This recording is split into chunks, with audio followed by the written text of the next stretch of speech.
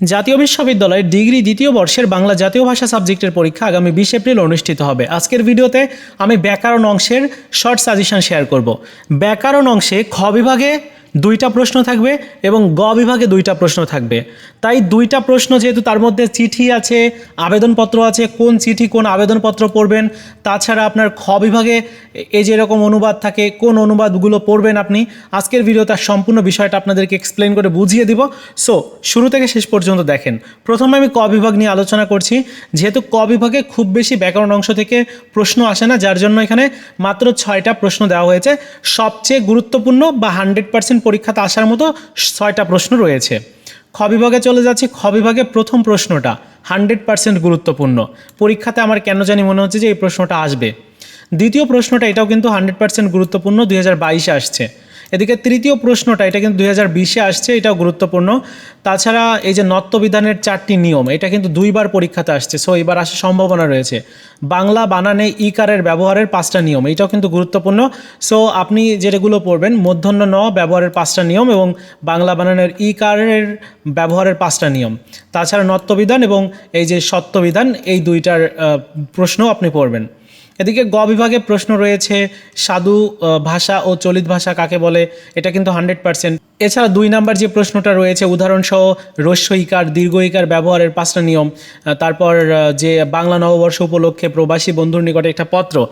আসলে পত্র বাংলা নববর্ষ এই যে কিছুদিন আগে গেল, সো বাংলা নববর্ষ উপলক্ষে এটা আসতে পারে, সম্ভাবনা আছে। কি কি উদযাপন হয়, কিভাবে উদযাপন হয়, এগুলো যদি আপনি আপনার মতো করে লিখে দেন তাহলে কিন্তু ভালো মার্কস পাওয়া সম্ভব, 10 মার্ক। তারপর বিদ্যুৎ বিপর্যয়ের ব্যাপারে কর্তৃপক্ষের দৃষ্টি আকর্ষণ। বর্তমানে লোডশেডিংয়ের ভয়াবহ অবস্থা, লোডশেডিং নিয়ে পড়তে পারে। সো সংবাদপত্রে প্রকাশের উপযোগী একটা পত্র রচনা করতে হবে। যদিও এই প্রশ্নগুলো তৈরি করা হয়েছে আগেই, সো আপনাকে বিদ্যুৎ বিপর্যয় সম্পর্কে পড়তে হবে, কারণ ওই সময় মানে সবাই জানে যে গরমের সময়টাতে আমাদের লোডশেডিংটা বেশি থাকে। তারপর কোনো বেসরকারি মাধ্যমিক বিদ্যালয়ের সহকারী শিক্ষক পদের নিয়োগের জন্য আবেদনপত্র। এই যে কোনো পদে নিয়োগের জন্য আবেদনপত্র লেখার কিন্তু নিয়ম আছে, আমি আপনাদেরকে একদম দেখিয়ে দিব হাতে কলমে। আবেদনপত্র এবং পত্র কিভাবে লিখতে হবে, সংবাদপত্রের প্রকাশের জন্য পত্র কিভাবে লিখতে হয়, মানপত্র কিভাবে লিখতে হয়, আমি এটা নিয়ে স্পেসিফিক একটা ভিডিও আগামীকাল দিব এবং সেখানে দেখিয়ে দিব যে কিভাবে আপনি এগুলো লিখবেন, ঠিক আছে? তো এই যে এখানে যে যতগুলো দেওয়া আছে সবগুলো পড়ে যাবেন ভালো করে। এরপর চলে যাচ্ছে অনুবাদ। অনুবাদে 5টা মার্ক আপনাকে এনশিওর করতে হবে। 120টা অনুবাদ, 120টা অনুবাদের মধ্য থেকে আপনাদের জন্য 9টা অনুবাদ দেওয়া হয়েছে, মাত্র 9টা অনুবাদ দেওয়া হয়েছে এবং আশা করা যায় যে 9টা অনুবাদের মধ্যেই কমন চলে আসবে। তো প্রথম যে অনুবাদটা রয়েছে এটা হচ্ছে দেশপ্রেমমূলক, সো এইটা কিন্তু আপনার আসতে পারে। তারপর যেটা আছে এটা হচ্ছে কর্মঠ ব্যক্তি সব কাজ করার সময় পান, সো কর্মঠ ব্যক্তিকে উল্লেখ করা হয়েছে, এটাও কিন্তু গুরুত্বপূর্ণ। তারপর সত্য বলার সাহস আমাদের থাকতে হবে, এটাও কিন্তু গুরুত্বপূর্ণ। তাছাড়া যুদ্ধ মানব সভ্যতার অভিশাপ, এইটা কিন্তু এবার খুব গুরুত্বপূর্ণ, মানে বলা যায় যে 100% গুরুত্বপূর্ণ এটা। তারপর সত্যবাদিতা, এটাও কিন্তু 100% গুরুত্বপূর্ণ। এদিকে রয়েছে বই মানুষের সর্বশ্রেষ্ঠ বন্ধু, এটাও কিন্তু 100%। তারপর রয়েছে জ্ঞান আহরণের জন্য মানুষের আছে, এটাও কিন্তু গুরুত্বপূর্ণ। প্রবাদে আছে আয় বুঝে ব্যয় করো, এটাও গুরুত্বপূর্ণ।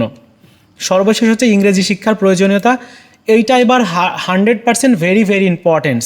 সো আপনারা ইংরেজি শিক্ষার প্রয়োজনীয়তা বলে শেষ করা যাবে না, এটা কিন্তু পড়ে যাবেন ভালো করে। সো এই হচ্ছে 9টা আপনার অনুবাদ, আর আমাদের সাজেশনে আরও কয়েকটা অনুবাদ দেওয়া আছে, ওগুলো তো পড়েছেন অলরেডি। আবার এই 9টা অনুবাদ একটু ভালো করে দেখে যান। আমি বলছি যে 120টা অনুবাদের মধ্য থেকে এই 9টা অনুবাদ বাছাই করে দেওয়া হয়েছে আপনাদের জন্য।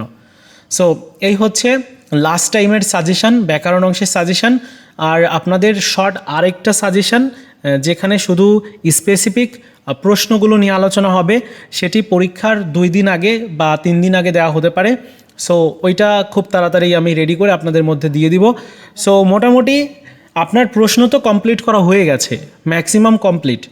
এখন নতুন কয়েকটা প্রশ্ন রিভিশন দিতে হবে, এটা এতটুকুই। তো বন্ধুরা, এই ছিল আজকের মতো ভিডিও। দেখা হচ্ছে নতুন ভিডিওতে, ভালো থাকুন সবাই, ধন্যবাদ।